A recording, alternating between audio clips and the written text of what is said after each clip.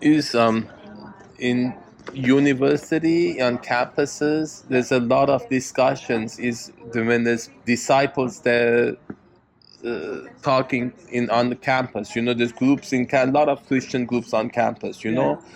That they do, like you say, disciples go there to talk. Christian groups, and the dispute there is not between. You're saying like the Old Testament, the New Testament, they should agree with each other. In the campuses, the academics there, the people, the students there, the professors, they are concerned about the discrepancy between scientific knowledge and religious. Do you understand? Throughout history, it's been between science and religion. Galileo, do you understand that Galileo said, had the telescope said Earth isn't the center of the universe. The sun is. They tortured him to death. They made him. Is heresy. Because if you are to really talk to the intellectuals, then the challenge. The very bottom of it, Pastor Eric. It's the hardest question.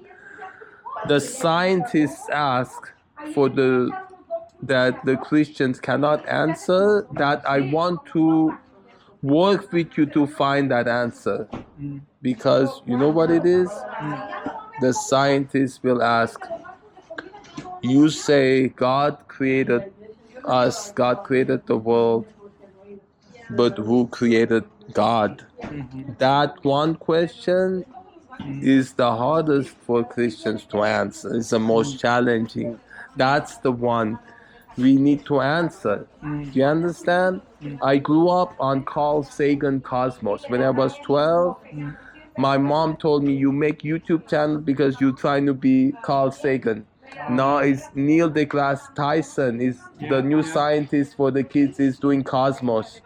And that's the very center of what they say is, they say religion, they came up because they didn't have science. They call it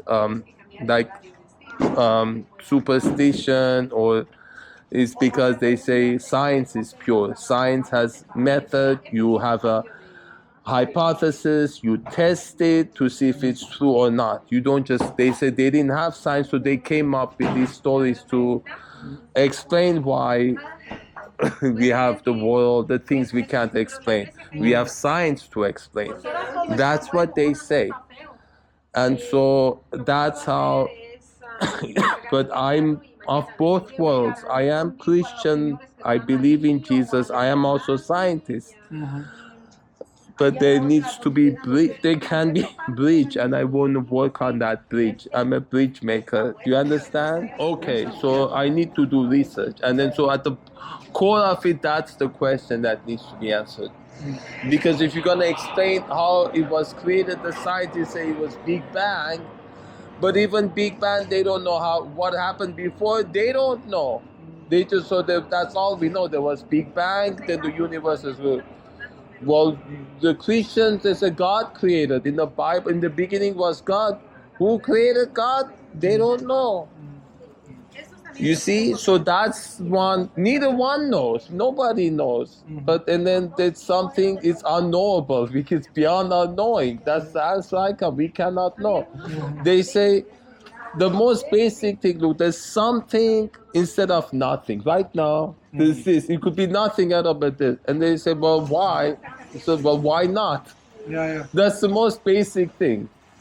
There's something instead of nothing. Why not? But then, how did it come about? Why are we here? So we spend our whole life finding out, so we study Bible, we study science, we learn.